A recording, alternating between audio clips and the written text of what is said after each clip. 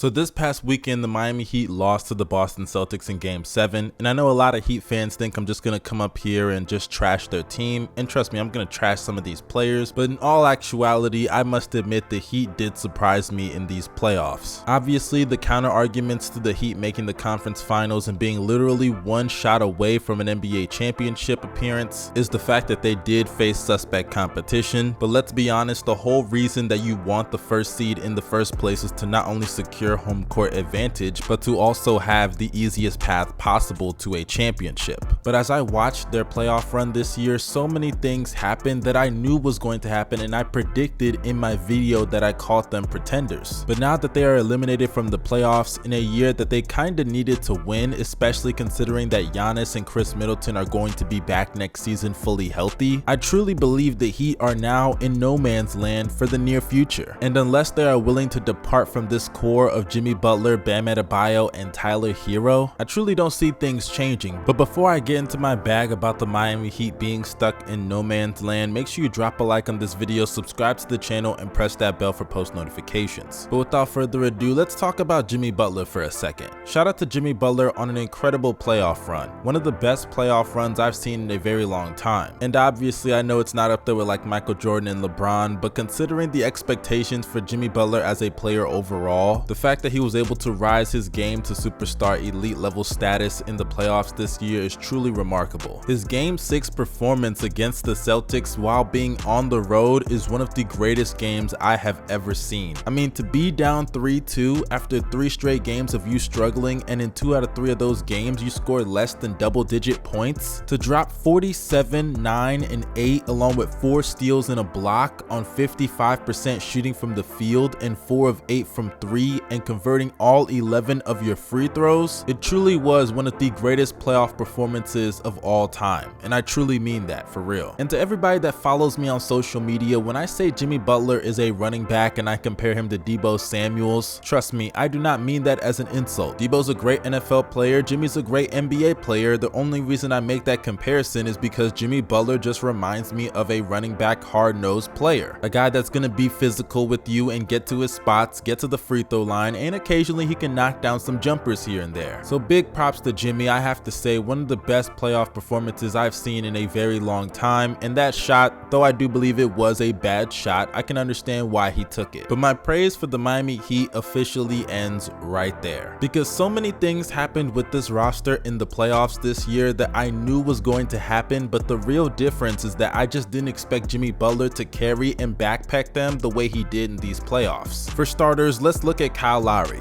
Didn't I tell you Heat fans that Kyle Lowry is an injury-prone player? I said that so many times in the past. He has always been somebody that has missed time, whether it's with an injury or whatever the circumstances are. He's just not a very reliable or available player. And him going out with a hamstring injury is no surprise to me at all, because that's who Kyle Lowry is. And giving him $90 million over 3 years is crazy considering that. I mean, I know he was hampered with an injury, but to shoot below 30% from the field and 24% from 3 is crazy trash. And this is just year 1. That man is going to be 38 years old making nearly $30 million in 2024. Crazy, bruh. Just insane. That man is genuinely there to flop and have a fat ass, that's all. And while we're on the topic of ass, that brings me to Tyler Hero. Oh my goodness, Tyler Hero sucks. Deadass, he's trash. He had a really good regular season, averaging 20 points a game and even won the 6th man of the year. But yet again, similar to last year, he played like trash this postseason, averaging 13 points on 49% true shooting. Just straight up abysmal. And that's usually how it is when it comes to these scorers off the bench come postseason time. That's why you see guys like Lou Williams and Jamal Crawford, even though they have great 6th man of the years in the regular season, come playoff time when defenses can game plan for you and there's less rotations, the guys that can literally only score and do nothing else, can't give you great playmaking or defense, they usually get exposed. And that's what happened to Tyler Hero, because when his shot is not falling, he's providing nothing else. I can give you spacing, but he's not even knocking down those shots. The man shot below 23% from 3 these playoffs. And don't give me the whole he was injured in the conference finals excuse, because he was playing like trash before the conference finals. And I don't know what the Heat are gonna do with him, because his trade value, in my opinion, it just keeps going down every single year away from that bubble. To think that he he was actually available on the trade market in exchange for James Harden seems like eons ago. And speaking of that trade, that brings us to the other man himself, Duncan Robinson. My God, Duncan Robinson, you are sorry too. I mean, I don't blame him. To get paid almost $100 million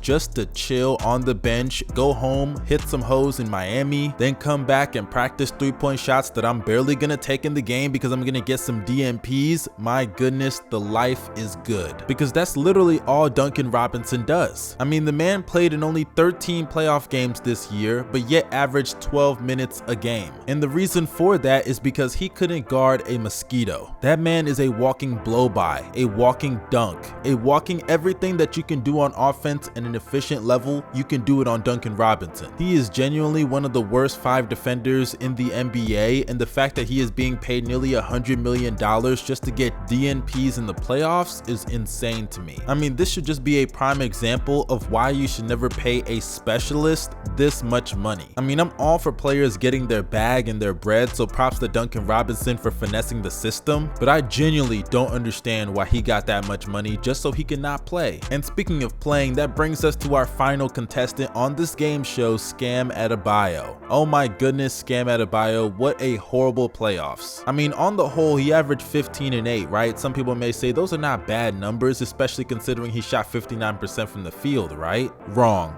Bam Adebayo was paid a max contract, and these are now back-to-back playoffs where he's played at a lower level than his regular season standards. To be fair, this year was much better than last year in the playoffs versus the Bucks, but that's not saying that much. Bam was literally the definition of inconsistent. He would have moments going off on Paul Reed and DeAndre Jordan, and also that game 3, I believe, where Jimmy Butler didn't play in the second half against the Celtics. And in those moments, we were like, damn, that's the Bam Adebayo in the bubble that we all thought had loads of potential.